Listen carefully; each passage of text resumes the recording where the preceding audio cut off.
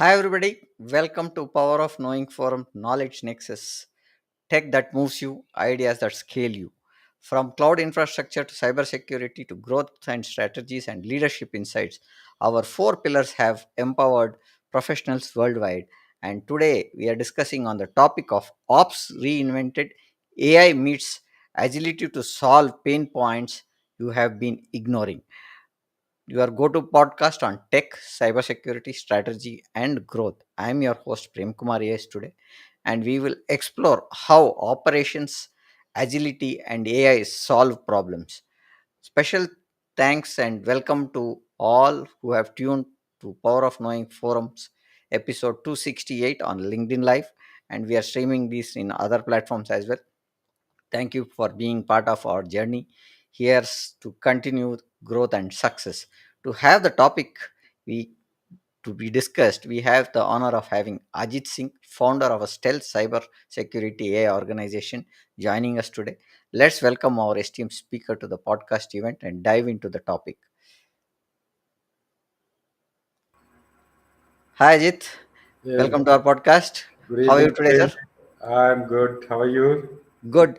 Ajit, a small intro about yourself, your journey so far to the audience. Yeah. First, thank you for inviting me here and the audience for joining us your podcast. All right. So, Prem, like I have been working on enterprise tech for what 25 years. Out of that, I had 15 years of entrepreneur journey, right? As a product engineering outsourcing company. I kind of technical commercial kind of a guy, right? I myself have architected four SaaS product, right? Uh, Currently, I'm like deep into the AI stuff, especially Agentic AI, Gen AI, and all. It's an interesting journey how I landed up into cybersecurity, right? Some we'll see if we can talk in this podcast or some other podcast. It was a journey basically to figure out how I never thought actually I'll get into cybersecurity. AI, I was sure that AI actually took me to the cybersecurity, right? And that's actually ties up very well to your the podcast name which we have is Reinvented. So AI and agentic is deeply related to the agentic AI stuff. Great, Ajit. So I understand. See, when we started, we did not think about our journey at least. We were known it again. I've been telling this in most of the podcasts. We knew security to be as a network security, then it became information security. Yeah. Now we are talking about cyber security, but the standards and the governing bodies remain the same. Similarly, if you really look at so the best practice are still the same. Yeah. The governing structure is different in stuff what we are doing because we are talking at a global scale where we had an in-prem environment which was more to be protected. Now the infrastructure can scale across globe where we want to spin the servers, and cybersecurity is becoming one of the crucial elements, and operations has been one of the important things to keep the business going, right? So Yeah. starting with why AI driven agility, the missing link, solving long ignored cyber pain points.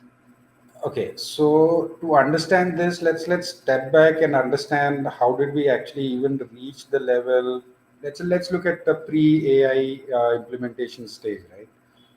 Journey you had initially individual servers, then network, then you got cloud, then you got edge devices, right?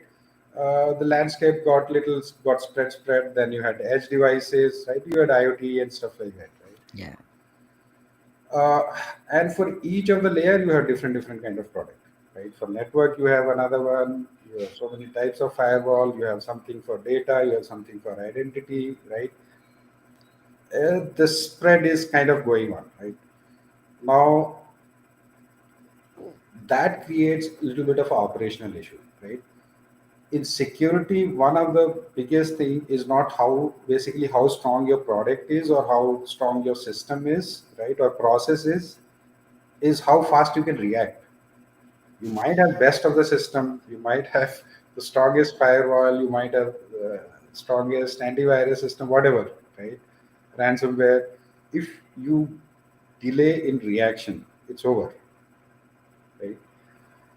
Uh, so if you look at the operations of knock and shock and so many products, by the time those ticketing, incident management, and stuff like that,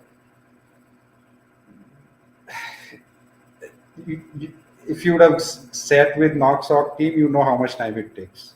That Yeah. that time, no organization in the world ever have.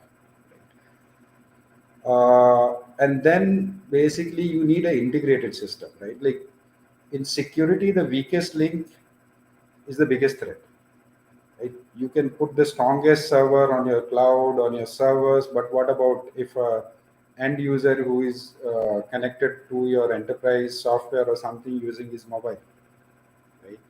That becomes the weakest one, right? Get people opening up email, some links is like most common. Like that's the most lucrative thing for hackers, right? Or as a threat. There are different ways. How do we basically handle increase the response time? Right. There are other aspects of cost and lean operations and all, but primarily, if you keep the cost same, you can't avoid you have to reduce the reaction time. Hmm. You have to do it in a way that which is integrated and a holistic way. You can't say my server is hardened, my and especially when you have concepts like bring your own device from home and VDIs and stuff. Sorry. uh, and that is where basically the AI came into picture, right? Initially, so if you look at some of the typical old cybersecurity product, they had AI. AI is nothing new actually, right? Instead of like they had lot of machine learning driven, then become little intelligent. People said the problem is now everybody is saying it's a AI, right? Little intelligence is also called AI. So It is like the kind of corona style now, because you have flu, it is called corona. And now everything is related to corona. So right, right, similarly, you talk anything on any technology, are you using AI in that to enhance? So yeah. everywhere AI is getting integrated or Right. getting added. Because if you are just doing the analysis, even the machine learning can do, right? The machine Yeah. learning and AI is very different, right? Yeah. The artificial and intelligence, what those two words are very important to understand. Uh, yeah. Uh, so basically, has to come as some kind of when our knock SOC team do, they look at the logs, they look at the system, they have the experience of looking at if something comes right now. That experience has to how you're going to react, what should be done, right? Now, what action should be taken, how you analyze it, right? There is a process to be followed, right? You just can't randomly take because you need to have that audit logs and all, right? How do you kind of replicate all that in a automated workflow? So people tried workflow, right? But workflow again had certain limitation, right? It didn't have that smartness, right? That is where the AI started, AI aspects started coming in, where it can take certain autonomous, not just alerts and notifications, started taking some preventive measures, right? So until unless a product is taking autonomous preventive measures, I will not even say that it is kind of a AI anymore. And when the AI is able to do a specific task of a knock or sock or where human were doing, and that is where I will start seeing that the agentic AI kind of started entering and it started to impact the ops. Earlier, AI was more towards saying notification, alerts, but still there was a human which was actually acting. Right? Even in agentic, till it kind of matured, there is a human in loop, but it is kind of still autonomous, right? Like you do a sampling, so you look at the accuracy rate, and then you see should it be done or not done.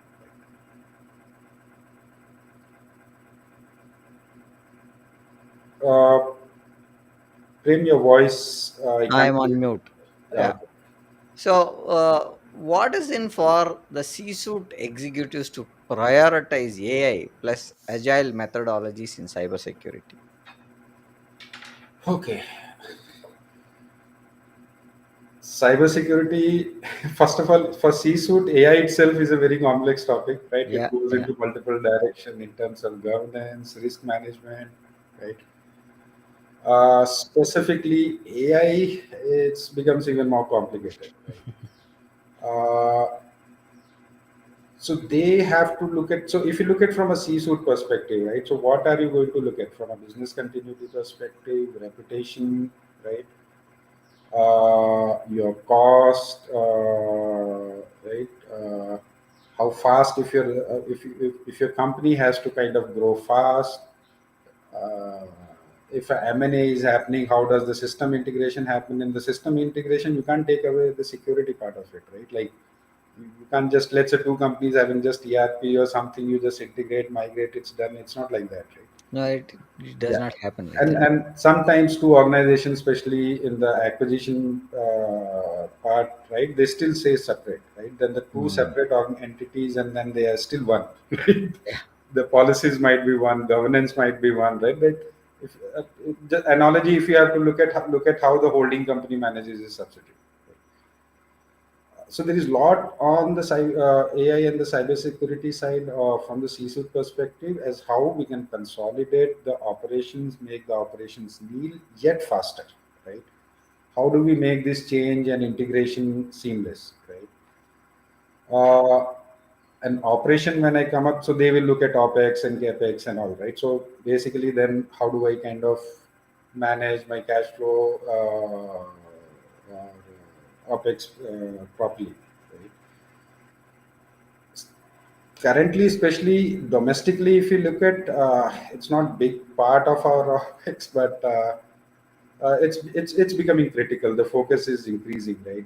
So if you had some X percentage out of your budget, how do you get more, keeping, if you're not able to increase, how do you get more, achieve more by at least keeping the same number, right?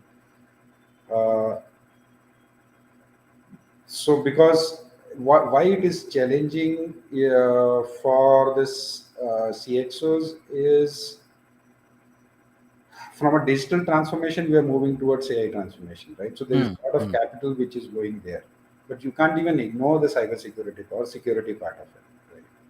You can't ignore the governance part of it, right? Or let's say put GRC in one bucket, Hmm. which basically say how do I kind of fix that part and still achieve more, right? And that is where the agentic AI or AI, which is making the cybersecurity operations leaner, right, becomes very very critical. Right? Now, going back to the traditional way of looking at now, Mhm. security has been fragmented, right? So, Right. you really, why are traditional fragmented security tools holding back cyber security teams? Okay. So, like mentally, if you look at what is the first thing which comes to your mind when we say security, we'll say server or network, right? Yeah. Okay. Okay. So, But for an organization, especially in the current scenario, most of your server are either in data center, which is managed by the third party, or the cloud, which is managed by the third party, right? yeah. So, which means most of your infrastructure is actually managed by the third party, which they are specialized in, right? Hmm. So, then what are you worrying about, right? Then basically your office or your building infrastructure, your where developers are working or where workers are working, which laptops they're connecting, right? Your internal LAN, WAN is basically comes to that. Until unless they have some captive data center, which is kind of percentage wise, it's, I'm not saying it's not there, but it has gone drastically low. Uh, that is where, if you look at now, suddenly over last what 10 years, you would have started looking at server network security taking little backstage, and the endpoint security, email security suddenly started, or ransomware, right? Like all this started coming, like this product started getting sold more because most of your infrastructure, a data center was managing, right? So all you had to manage was if you are deploying something on your office premise, your employee's laptop, or where they're operating, is where endpoint security, the data transfer part of it, right, firewall part of it started taking more dominance, right? Now, because of this, it is still looks like traditional, right? Because if your data and application is taken care by the data center and this thing, then what the company is investing on, right? Your on your laptops, on your email security, and this, which is still the traditional one, right? Until unless our organization is very large, right? Like, and some part became easy. If you look at Microsoft Intune infrastructure, right? So your updates over the air updates and all, they are kind of taking care. So the some part of the security is taken care by those people, right? ITSM softwares kind of do all that. So on the name of cybersecurity, a lot of ITSM products, CMDB products kind of got sold actually. Right? They were operations product, but they got sold in the budget of cybersecurity. Right? That is why it is still traditional. We still, and specifically domestically, it's changing, but we still look at cybersecurity as an optional or something. Okay, I have to do, right? It's we. So though we talk about human capital, IP, like all these topics get talked a lot, but where it needs a protection, right, is where we are not spending enough, right? And we are still spending on the infrastructure part of it in the traditional way. It's basically your budget is still same. If you look at any company, if you look at the graph as how the increase in the budget for the cybersecurity infrastructure and the products would have gone up, uh, you can make out. I don't have to say anything there. The graph itself will speak for itself. Minus the inflation, you will know. Sometimes it might actually drop. Prem, you're on mute. Now, what I want to understand from this one is we are talking about AI, Hmm. and we've been talking about reactive work rather than a proactive work, right? So, Right. how do we look at, or what roles does predictive analysis play in a proactive cybersecurity management? So, how do you look at that, Ajit? Okay. See, predictive analysis, if you look at the current, not current, even last couple of years, as I said, AI was there in the cybersecurity, like in terms of threat intelligence and all those things, right? Hmm. So they were doing some kind of a predictive part of it, but those predictive things were more from an alert, not more from a resolution or mitigation perspective. Right? Okay. The change right now which is happening, and that is where the agility in the operations is coming. Okay, what happens if alert comes and notification come? If you Hmm. look at the SLAs metrics, right, of any organization, right, if you look at the how they've been managing, right, it'll actually throw the light as if you look at the mean time resolution, first response time, right, the key KPIs if you see and the matrices if you see, you will know where the problem is. Uh, so just being predictive was not helping because the operations were not aligned to it, right? Uh, when I'm saying operations, they might have the workflow, they might have all the softwares, but ultimately it's the human which has to actually go react, actually act on it, right? It goes through a traditional escalation metrics of level 1, level 2, level 3. Uh, I'm just saying like that, right? But the question is, do you have actually that much time? That is where the first response time or the resolution times actually become very, very important, right? So the question is not just about predictive, right? It has to go kind of reactive, preventive, like actionable thing, right? And that is where the agentic AI is actually pitching in. Okay. So if you look at the traditional AI stuff where you run machine models and all, right, but in Gen AI world, if you go back, right, so you have those LLMs, knowledge base, knowledge graph, decision graphs, right, like, uh, and there is agents which is specialized for something, right? So there could be agents which is specialized for special kind of threats, right? Or the agents which is basically built. Okay, so I can't. So in a cybersecurity, if there is a network data, like you have specialization, right? What does the specialization means? Like each of them is coming with the experience and knowledge, which is they know actually. They look at the log and they kind of know it, right? Or they Yeah. look at the alert and data and they know it, right? True. So those initial predictive ones were not that kind of accurate.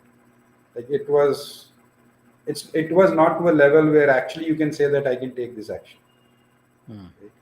You can get alert, you can get notification, it'll narrow down, right? So if I have a list of 10, it or out of 100, it might say that maybe out of that error or mitigation 1 to 10 you can do, and then basically manually you will do that. There are few automated things, there were automated flows and all, but that automated flows got created for the standard issues, right? But in the cybersecurity world, the weak anybody who is trying to actually attack will not attack you on the standard one, right? It's Hmm. like police and the thief which is trying to fight with each other, right? They will never use the same tool because they know if they use the same tool same way, they will get blocked, right? Yeah. That is where the challenge of traditional preventive one not working is there. Hmm. Now, coming to the next point that I want to understand. Now, we've been talking about response time, we've been talking about mean time and stuff like that, right? So, how does AI powered automation improve the incident response time? Because you'll get hundreds and thousands of events coming in, right? When we look at a SOC center. Now, how do we look at an incident response time in an AI driven system? Okay, you think how many requests would be going to chat gpt throughout the Yeah. world? So today's AI is very powerful, very very powerful. It's how much you can hardware you can afford, how good quality of the algorithms which you have. Uh, it's not a reaction time issue anymore, right? Like if you go to GPUs and all, and in the coming years, 5, 6, 7 years down the line, when you have quantum computing and all, and something is driven through that, it's going to even get better.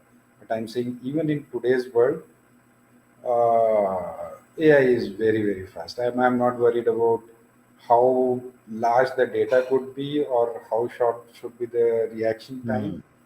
I will be like, is the system integrated or not?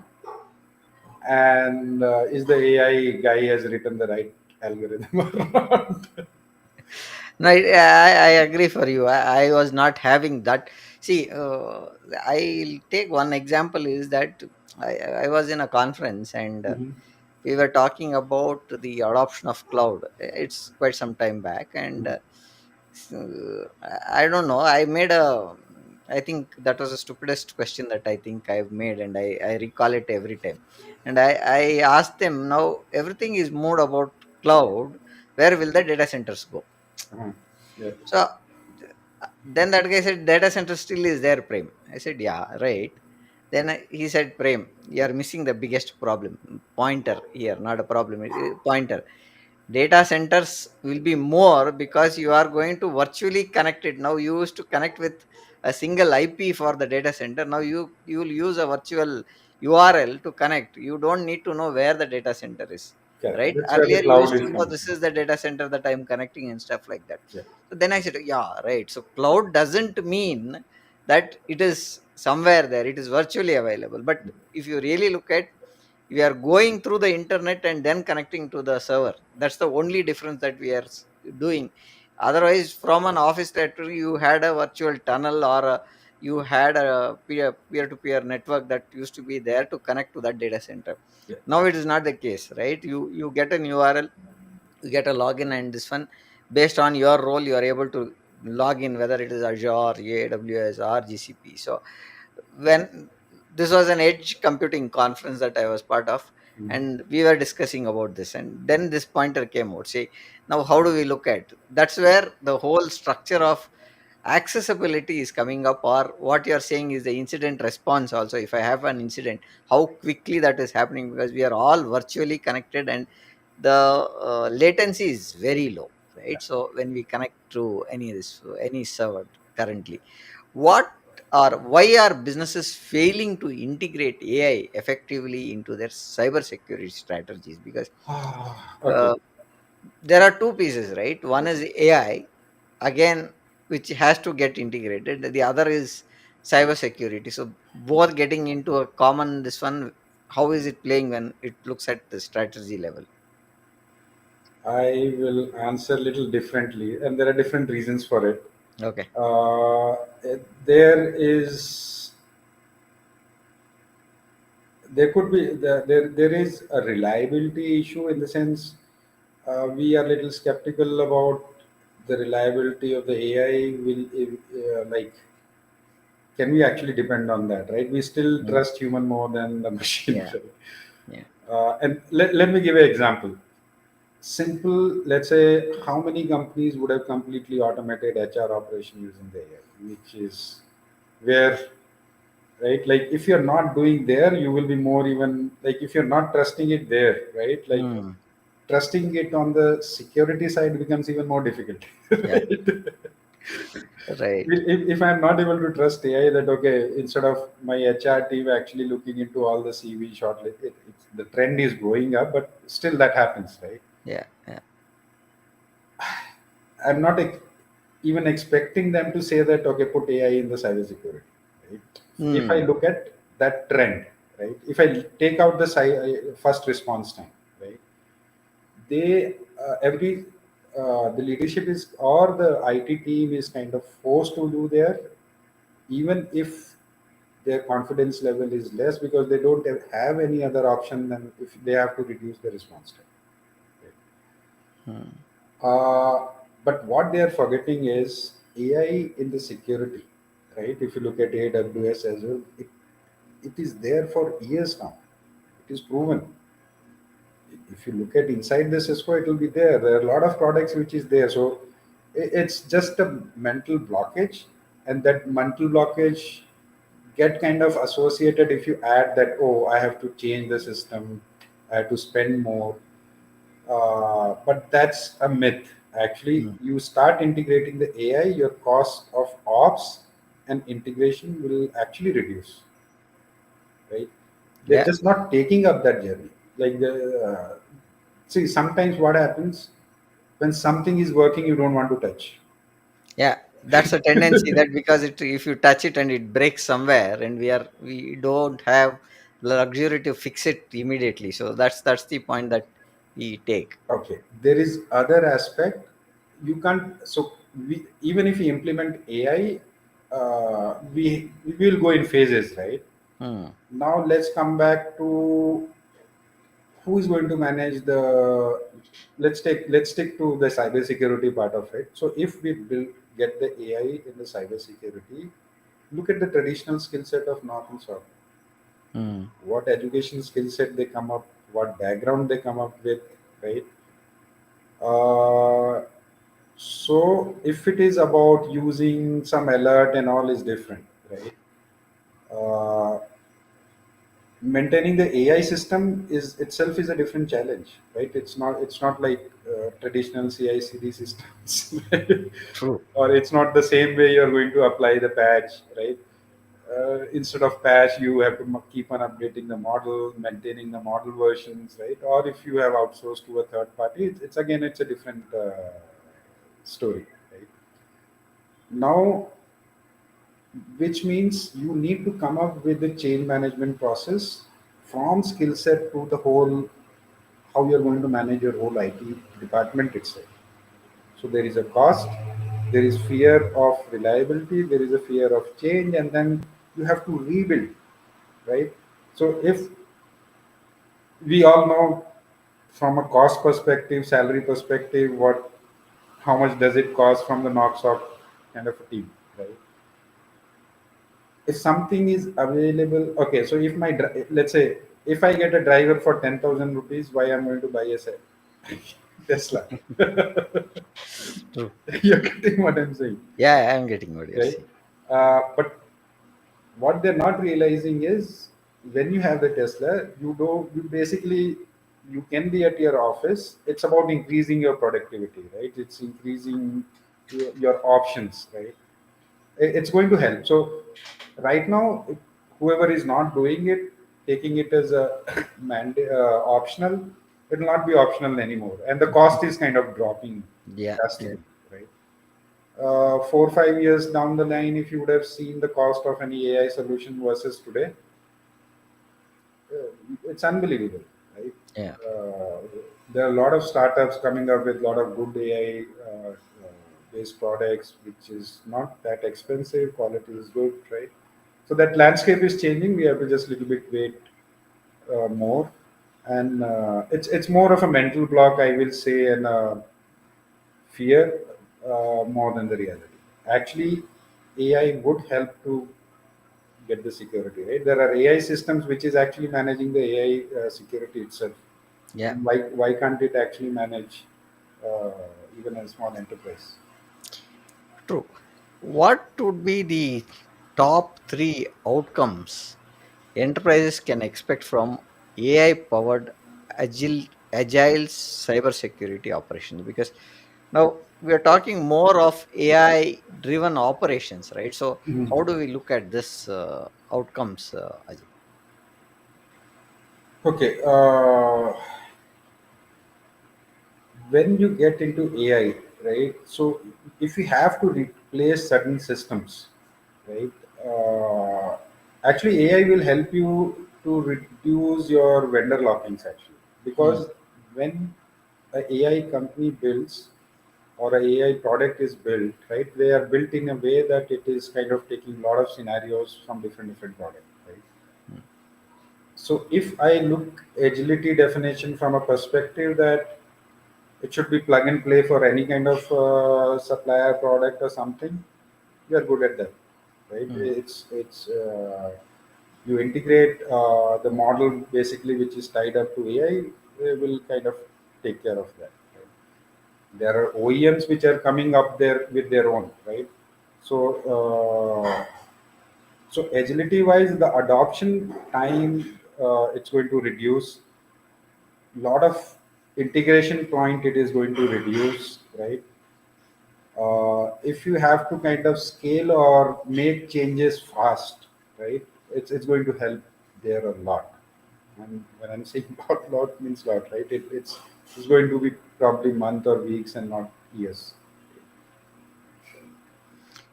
Now, looking at that point, right, when we see how does agile transform uh, driving scalability in cybersecurity services, especially for SMBs? Okay, SMBs, first of all, they run on the very thin Mhm. cost. Yeah, Uh, cybersecurity becomes a cost center for them because yeah, it's a luxury for them. But good news is AI is kind of going to reduce all that cost. Right? okay. They don't have to hire too many people. So from operation wise, they don't need larger team to kind of manage. Hmm. Right? Any AI driven thing where you kind of needed 40, 50 people, you can easily manage with three, four, let's say worst case 10, right? If I'm saying if you have three shift, so just for the sake of number, three, three, three, 10, right? Uh, so for small organization, it's a blessing, right? Okay. From both cost as well as from operation side and kind of integration. Uh, from a bigger organization, if they are expanding to different, there are different kind of products also coming in, right? Like not the traditional enterprise tech stack. AI itself is bringing a lot of solution in, right? Hmm.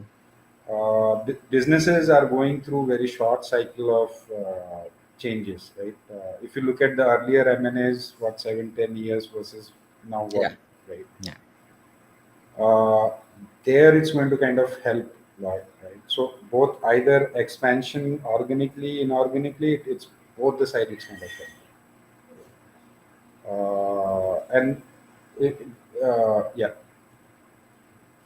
Yeah, so, is that something, or something was there in your mind from an agility perspective, or did I go Yeah, wrong? I got the pointer because where we are talking about small this one organizations. I think Yeah. that's where we are talking. The solutions are Small available. organization, it's a blessing play. Like, Yeah, it's very soon you wait for a year or two, they will have a similar grade of cybersecurity solution a big company will have. I think most of the bot services that are there are helping these small organizations scale up faster in terms of not having much, but they have a KMDB base that is there, and they feed that to the agent, and whatever queries these agents can pick up, these AI agents or bots can pick up, is what I've been seeing in most of the adoptions. That's a boon for having some of the queries listed out and self learning based on the knowledge that is it's coming up to as calls, right? So that's where I think Yeah. now, why is AI powered threat intelligence a game changer for small medium sized enterprises? Actually, before I answer this question, Kim, let me actually stick to SMB and SME. Can you just give me a second? I think there is a background noise. One second. Yeah.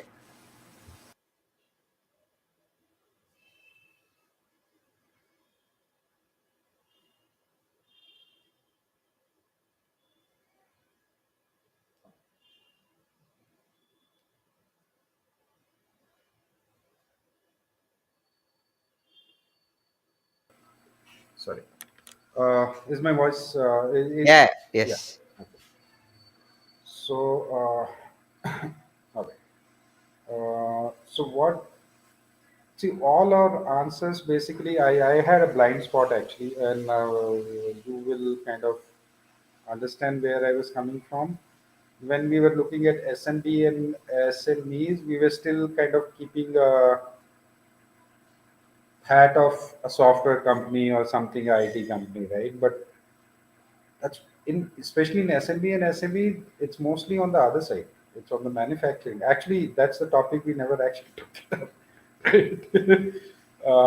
Right? We kind of roughly like we mentioned IoT and stuff, but we kind of skipped rest of the thing. So on the SMB, if this cybersecurity is not, it's a chain, right? Like how we talk about the supply chain, there is a chain effect, right? Hmm. If you look at, there are some product which are doing scoring and rating across the chain, right? So which means all your vendors, suppliers, because you don't know the threats will enter from where, Hmm. right? I might have secured, but my supplier would have not, right? Yeah. Or let's say I'm an aerospace company, I have given some components to be built to some SMB or SME. It could be a small, very small component, but then it's over there, right? Uh, that ecosystem for SMBs, that's very important when you're talking about cybersecurity, is not just securing. The companies has to change, or the leadership also has to change the mindset. Is they should not just look at what is there in their organization, as but also kind of enforcing the whole chain, right? Hmm. Towards your supplier or vendors, or right, or you have to actually look at it in a holistic way, because the threat can enter from any side, so you have to block. Yeah. Yeah. And that's where focusing on SMB there becomes very, very important, right? So, especially domestically, if you look at the kind of industrial growth we are having, and the focus or the attention SMBs are giving, that's hardly not there. That is where I kind of a big believer as how people judge cybersecurity market today. It's many times more of that. There is True. a hidden passive. Yeah. Even the market research guys actually don't even consider them as a market. Okay.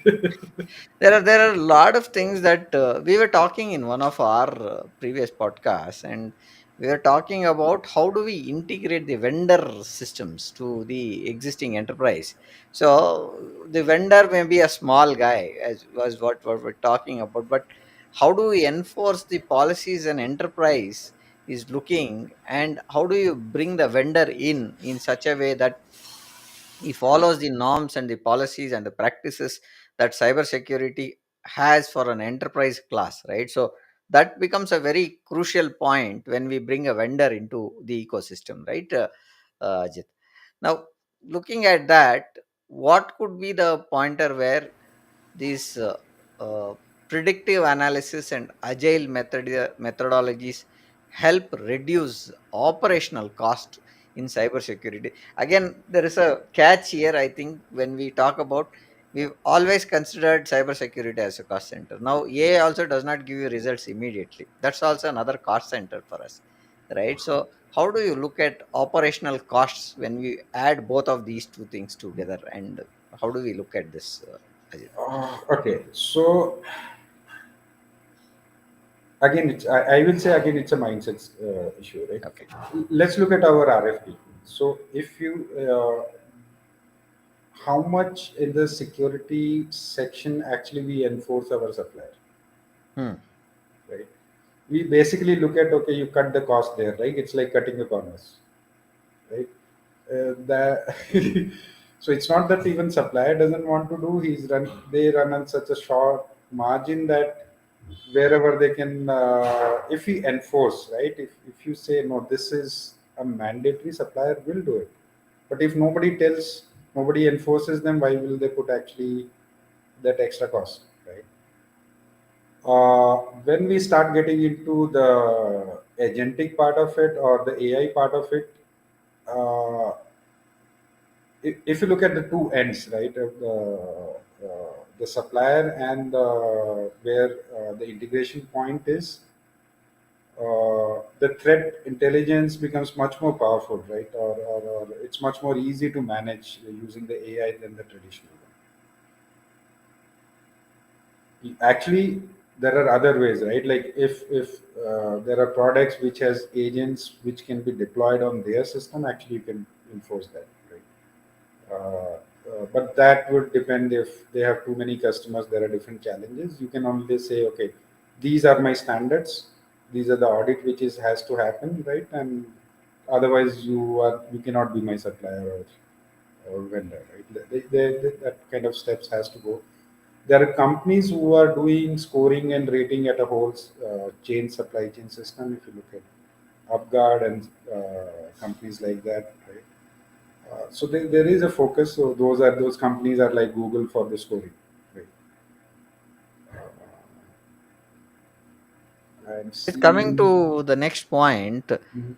Now, DevOps is one place that we need to look at while we look at bringing of the servers, right? How does Agile DevOps integrate enhancing security without slowing down the innovation? Because too many things you add, the innovation part goes up because the pointers are more to be looked at from a security angle. So, your Uh, take on that? Actually, that's not true. Let's not call it DevOps. There is already DevSecOps, Mm, right, which is integrated with your DevOps. right, Okay. right. Uh, how many teams and companies are actually adopting it? So DevSecOps, there is some part which is with the development team. So I'm kind of coming from a context of IT company, right? So if you look at that, the chain as how the DevSecOps is kind of defined, right? It's kind of one fourth or less than one fourth is on the dev side, but integration is with the IT team, right? Hmm. So it's not just the developer; it's also going to testing team, right? Hmm. There are tools which are available, right? Uh, we're not using it. That's all. It's not that the tools are not there. It's not that they're too expensive. We're just not doing it. Hmm. Okay. So what we are saying is the adoption is less. The tools are available, right? In a So sense. I don't know. It's awareness issue or it. So because DevSecOps can be automated. Hmm. So it can't slow you down, right? But yes, it can slow you down if you want to do a release or a patch bypassing the security, right? Yeah. Because morning if you say, evening if I want to release, in that kind of scenario, that if you implement a DevSecOps, your build is not going to happen. So, but there are other parties, as the developer is writing the code, they come to know about the security like issues then and there, right? Hmm. Uh, okay, so there is, I'm kind of reading some of the users' messages there. Probably we'll come back to that little later. So, security testing or vulnerability testing, penetration testing, going, post integration in the UAT environment, or let's say some people are doing in the QA and all. DevSecOps kind of bring it to the developer level, right? So as you write, it kind of true, but it might slow you, and it's kind of getting used to it, right? Yeah. There are times when people said extreme programming, agile will not work from waterfall to RUP. True. Like that, True. we come from an age where we have seen Waterfall RUP. was the primary thing for us, and once Right. the product is built, maybe the whole thing was outdated as well at times, Right. right? So XP or this were like a month, then it got shortened to 15 days. There are companies, or basically even my product when I managed with 7 to 10 days kind of a cycle. Right? Hmm. It's just a habit. Tools are there. They just need to get I started. think DevSecOps or DevOps is a mindset. Now, adding security to itself it's a culture that we'll have to bring in the organization, right? Uh, See, they could be very small. Okay, so bigger organization, at least when you download some package or something, they kind of either get blocked, right? Or you have a how many companies would have actually have a repo which is kind of, these are the certified repo and you can only take it from here. I Hmm. I will not say much about it. We both Yeah, know, yeah, I get you. I had been in that situation where we right? had to create a repo for every package or the application that we are using and see if there are no bugs on it. And I've been in that Yeah, situation. but you came from a bugs perspective, right? Not from a security perspective. Security, Now right? that's where the DevSecOps comes, right? So as you kind of write code, so every package, everything which you write, any library kind of you use, any protocol you use, right? How the data is flowing, it gets checked while you are in a dev environment. Right? Hmm. So there is lot you have actually handled it earlier, and slowly it becomes a habit. That mindset change, right? And uh, okay, go back 10, 15 years back, QA was having the similar kind of attention. Yeah, But nowadays, we kind of look at, if you look at any agile team out of 10, we say two has to be tested, right? We never used to have that kind of focus 15, 20 years back. It's a similar journey we will go actually on the security space. security. Yeah. Now, how do or why should cybersecurity OEMs embrace modular AI-powered solutions for faster product rollouts? Okay. First of all, they they're forced to do it. Otherwise, the way, okay, so look at the product life cycle, look at the product innovation growth and the cycle, right? If some company is not coming up with changes fast enough, they'll be out of market very soon, right? Hmm. If you build a system where you are able to improve fast, you are unsaid it goes into the modular part. So uh, that is one. Second is it actually opens up different business model or the revenue model, right? My product might have 20 features. Let's say SMB, he doesn't, they don't have, they can't pay much, so they can at least pay for five of them. If I don't have that modular structure, I cannot actually even monetize or get into that revenue model. Hmm. True. So Uh, both ways. It's a right, right. cycle of innovation and also kind of tapping into the market where you can actually uh, Prem, I have to get my charger's battery is low. Uh, how much time Yeah, we have more? we have another 10 minutes to go. Another Uh, 3 questions to go. all right. Let me see. I have 7 minutes. Okay. Yeah. So, the next question that I wanted to look at is we are talking about operations, right? Mhm. How do we reduce the reliance of L2 and L3 support teams? That's one thing they wanted to understand. Sorry. Uh, why I laughed is if you look at the power of AI, I don't know if any of those can survive from a Okay. capability perspective. Okay. That's yes. So L3 definitely will not be there. Sorry, L1, L2 definitely will not be there. Like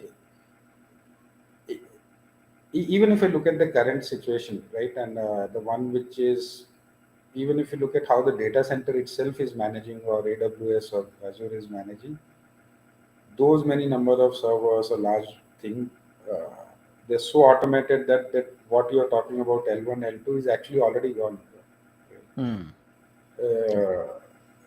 It's just not gone on the non-cloud, non-data center side, but other side it's kind of Hmm. almost kind of.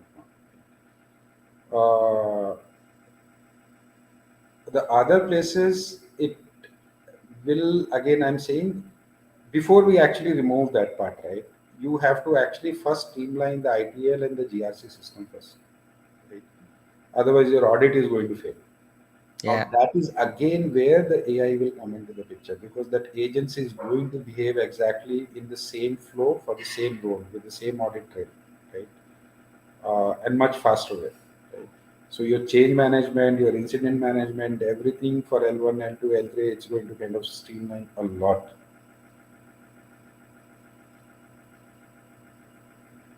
Coming to the final question that I have to get you, what can cyber security providers learn from agile transformation in the other industries? They're already learning. They're late to the party, but so the fact you said that they are coming up with a modular and smaller and different like optional features is kind of, they're already on their journey, right? Uh, it's just that see, the cybersecurity products goes through so much of certification and testing that the cycle is larger, right? Hmm. So it's not that they are not agile. It's the number of cycle which they put on the testing and the reliability and the things which even a big traditional ERP products or the enterprise products will not put. Right. That's why we think they're slow. Actually, they're not. Okay. With that, I think we have covered most of the things. I would like to summarize on what we had discussed today, Ajit. So, we Hmm. started with why agile driven systems are missing the link, the human link that we are talking, which is the weakest link that we spoke about.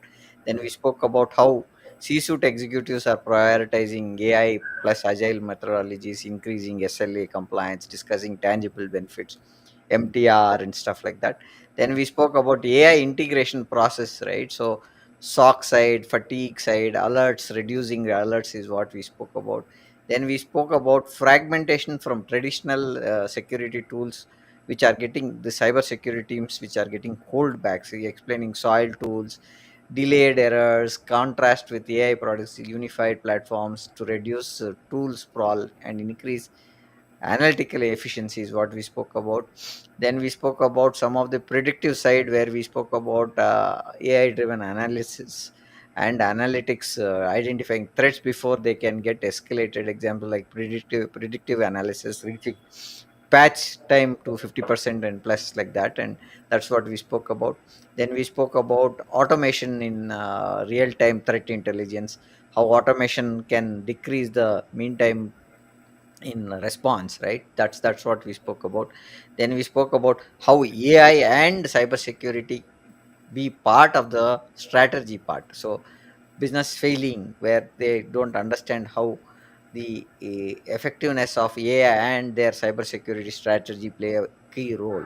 That's what we spoke about. Then we spoke about three outcomes where AI powered uh, agile systems can bring into operations, that we spoke about. We spoke about agile transformation driven scalability in security, especially on SMBs. Quite amount of time we spoke on SMBs and SMEs, where they can reduce costs, scale without increasing costs, look at security solutions. Then we spoke about AI automation, reducing manual overheads, enhancing security at lower costs is what we spoke about. Then we spoke about predictive analysis and agile methodologies reducing costs in cybersecurity. Then we spoke about AI driven traditional while manual methods in cybersecurity. Then we spoke about how we can look at faster rollouts of products. That's what we spoke about. Then we spoke about how the L1, L2 teams are getting replaced, or how it is getting eliminated, or dependency is getting taken out from routing the tickets and improving the first contact resolution part, right? Then we spoke about the final pointer is how we can look at drawing a parallel between cybersecurity in other sectors like manufacturing, healthcare, and stuff, other industries. The highest highlight of how lessons learned can improve spread resilience in the security is what we have discussed in the last 50 plus minutes of discussion today, Ajit. With this, we have come into a closure of this podcast. Any last minute uh, pointers that you want to give to the audience? Over to you, Ajit.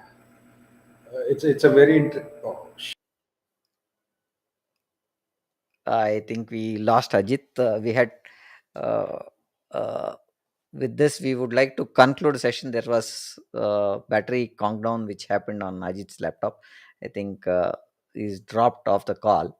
With this, we would like to conclude our session. To the audience, we have streamed this session on LinkedIn, YouTube, Facebook, and Instagram. Hope you found this discussion valuable, and do join us on LinkedIn. Our next podcast is happening tomorrow, which is our 269th episode.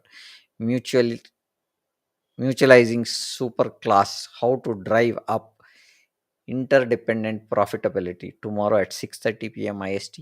Looking forward to see you. Good day and bye for now.